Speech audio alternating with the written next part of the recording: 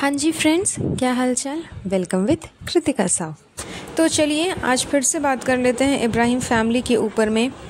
Ibrahim family में अभी जिस तरह से सबको पता है कि चबूतरा मौदा में है, वो अभी मुंबई नहीं आई है, तो उसके बिना ही सारी सेलिब्रेशंस जो है, जो कुछ भी बर्थडे वगैरह ये सब कुछ था, वो सब कुछ मनाया जा चुका है। एंड चबूतरा को इस बात का अच्छा खासा दुख हुआ, इसलिए बेचारी ने सोचा कि चलो मैं अपना सेलिब्रेशन यहीं पे मना लेती हूँ।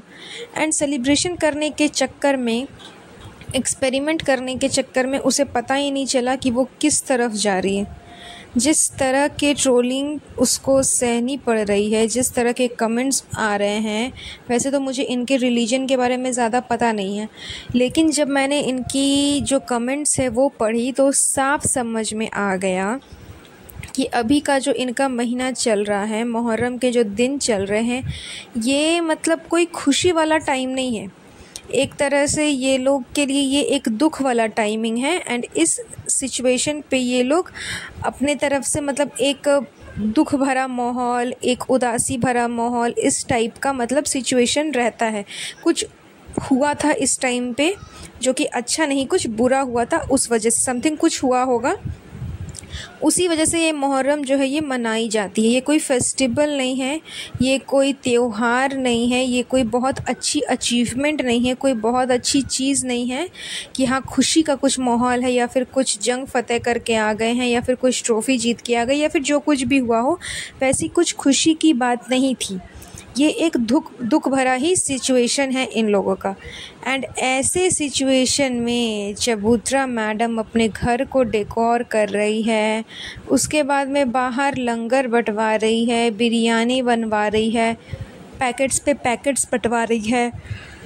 तो ये सब कुछ सुन करके, देख करके अच्छी खासी ट्रोलिंग की गई चबूतरा को कि इस बॉडम औरत को ये भी नहीं पता, अपने रिलीजन के बारे में इतना भी नहीं पता कि इस टाइम पे सेलिब्रेशन नहीं होता। इस टाइम पे हम लोग अपना शांति से घर पे बैठे रहते हैं, एक आध फास्ट करते हैं। फास्ट के बारे में भी लिखा हुआ था कि हम फास्ट रखते हैं एंड उसके बाद में सारी चीज़ें हो जाती है। लेकिन ये कोई नहीं कहता कि हाँ इसमें हम एज अ फेस्टिवल इसे इंजॉय करते हैं, त्यौहार की तरह मनाते हैं। लेकिन चबूतरा ने इस चीज़ की भी कसर नहीं छोड़ी। मुझे तो लगा था कि जब से मैडम ने अपने आप को चेंज किया है उन्होंने, तो हो सकता है कि उसे इस बारे में नॉलेज नहीं होगा मैडम को, इस वजह से वो करती है। बिकॉज़ जाहिर सी बात है कि वो इस रिलीजन की तो है नहीं, उसने अपने आप को चेंज किया। तो अगर बाय द वे मैडम ये चीज़ करती तो उसके ऊपर में उतनी ट्रोलिंग नहीं होती जितनी कि चबूतरा के ऊपर में हुई है, क्योंकि ये बचपन से इसी रिलीजन में है एंड इसे अपने रिलीजन का नस नस पता होगा कि क्या करना चाहिए, क्या नहीं करना चाहिए। लेकिन इसको देख के ऐसा लग ही नहीं रहा कि इसे कुछ भी मालूम है। मतलब ऐसी उठपटांग हरकतें करना। एक बार और इसने ऐसी ही हरकत की थी अपने व्लॉग में, इसने अपने फेस्टिवल से रिलेटेड समथिंग कुछ दिखा दिया था, जो कि लोगों ने भरपूर कमेंट किया कि तुम्हें वो चीज़ नहीं दिखानी चाहिए थी, पब्लिकली सबको नहीं शो करना चाहिए था। लेकिन चबूतरा ने उस चीज़ को अपने व्लॉग में दिखा दिया। एंड सेम चीज़ रिपीट करके इसने अभी भी की कि जब मुहर्रम का टाइम है, आपको पता है कि मुहर्रम का टाइम है, इस टाइम पे हम लोग सेलिब्रेशन नहीं करते, खुशी नहीं मनाते, तो फिर आप इस चीज़ को समझते और अपने घर पे खुशियाँ नहीं मनाते, अपने अलग से मतलब कि उसका पिक्चर्स दिखाना, अलग से घर को डेकोर करना, अलग से पकवान बनाना, अलग से बिरयानी बना करके डिस्ट्रीब्यूट करना, ढोल नगाड़े बजवाना, मतलब ढोल नगाड़े तक बजवा रही थी ये मैडम साहिबा। एंड इस चीज़ को लेकर भी काफ़ी कमेंट आए हैं कि एटलीस्ट ढोल नगाड़े तो आप लोग मत बजवाओ, ये कोई खुशी का दिन नहीं है, इस टाइम पे हम लोग फास्ट रखते हैं। लेकिन इसे कुछ फ़र्क ही नहीं पड़ता, इसने सब कुछ करवा लिया, खाना पीना, ढोल बाजे, सब कुछ करवा लिया। तो खैर इसे बिल्कुल नॉलेज नहीं है अपने रिलीजन के बारे में, ये बात तो साफ पता चलती है इसके इन बॉडम हरकतों की वजह से। और अगर नॉलेज होगी भी तो हो सकता है जानबूझ करके करती होगी चबूतरा, बिकॉज़ इसे तो आदत है लोगों से व्यूज़ बटोरने का, जानबूझ करके उनके बारे में ऐसी ऐसी बातें बोलने का ताकि लोग इसे ऑलरेडी व्यूज़ दे दें कि ओ माय गॉड बेचारी बहुत भावुक है ये वो। तो ये सब तो बात हो जाती है चबूतरा के बारे में। चबूतरा के अलावा एक और है दीपिका मैडम। मुझे समझ नहीं आता कि मैडम साहिबा ने अभी जो लेटेस्ट रेसिपी शेयर की है हम सभी लोगों के साथ में, फर्स्ट टाइम ऐसा हुआ है कि मैडम साहिबा ने जिनकी भी रेसिपी कॉपी की है उनको क्रेडिट दिया है।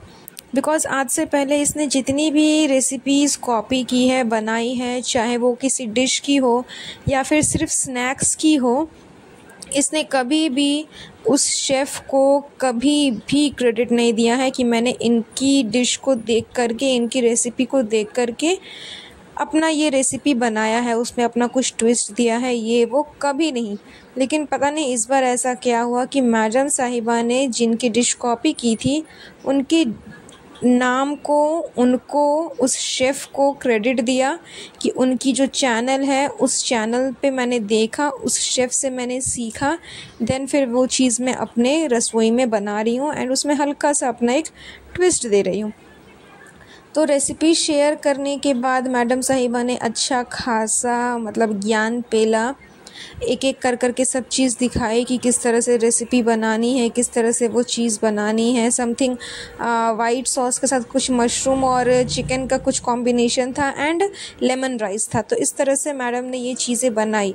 तो टाइम टू टाइम मैडम की जो हॉबी है कुकिंग की वो भी जाग गई, क्योंकि मतलब जनाब फ़िलहाल अभी घर पे हैं। नल्ले निकम्मे को घर पे जब वो रहता है तो उसे सिर्फ भूख ही लगती है, उस भुक्खड़ को, इसलिए वो पर डे कोई ना कोई फरमाइश कर देता है। जैसे कि अभी हाल फिलहाल दाल बाटी चूरमा उसने फरमाइश की थी, तो मैडम साहिबा ने घर पे दाल बाटी चूरमा बनाया सबके लिए एंड फिर उसके बाद उसने फरमाइश की तो अभी उसके लिए न्यू एक डिश बन गई।